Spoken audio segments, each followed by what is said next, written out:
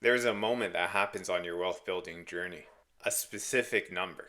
And once you hit it, everything changes. That number's $100,000. I hit it about 5 years ago. And I'm going to explain to you why this milestone is so different and why 100K is the absolute hardest. And if you're grinding right now, trying to build wealth, this video will keep you motivated. Let's get into it. And if you don't know me, I've been investing in stocks, crypto, options for the last 8 years. I've achieved over a 7-figure net worth. I've gone from 20,000 to over 1 million in that 8 years earning money. Okay, so why 100,000? Why not 50,000 or 200,000? Because 100K is when the math starts working for you and not against you. And here's what I mean. When you're first starting out, let's say you have 10,000 invested and you get a 10% return. That 10% is going to be $1,000. That's great, but it's not life-changing. An extra 1,000 over a year. But when you have $100,000 invested, that 10% is going to be 10,000, and that's real money. That's a used car. That's a down payment. You're no longer just contributing and hoping. Your money's actively working alongside you. And here's the kicker. Once you hit 100K, this next 100K comes a lot faster. Then the third, even faster.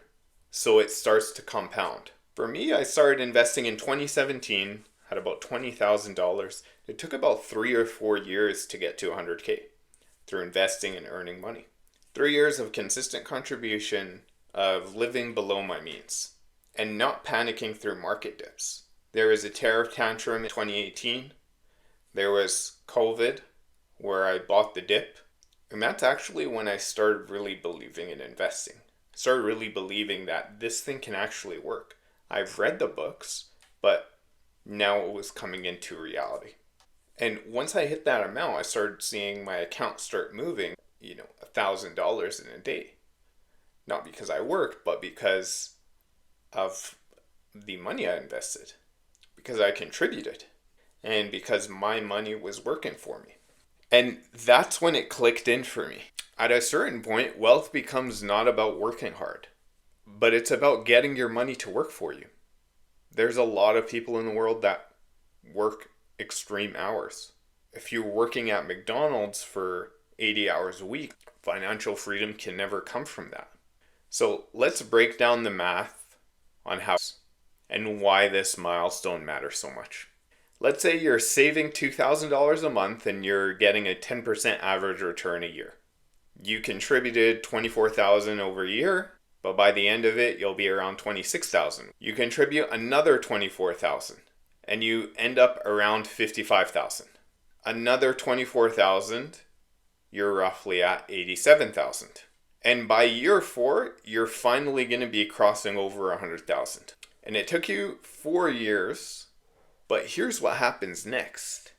You contribute the same $24,000 in year 5.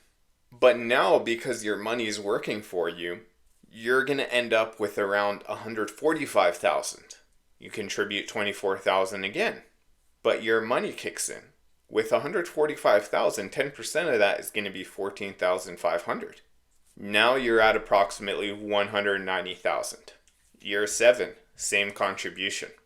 Your portfolio is making around $19,000 from the returns, and you cross over $240,000. So if you can see the pattern, with a 10% return, there's something called the law of 72. It explains the compounding. With around the 10% return, you can actually compound and double in 7.2 years. So with that 100K contribution, without anything added, you would hit 200K.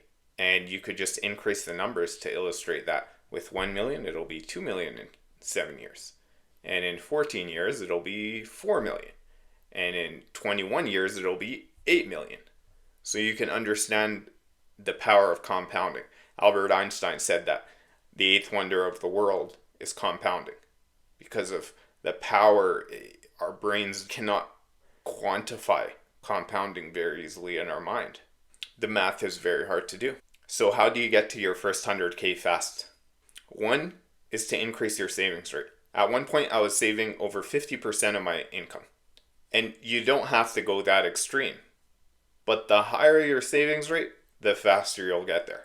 2, if you're just looking to invest your money and not pay attention to the markets every day, I would say don't try to beat the market. Don't try to time the market. There's maybe 5 or 10% of investors that can do this effectively. Just keep contributing.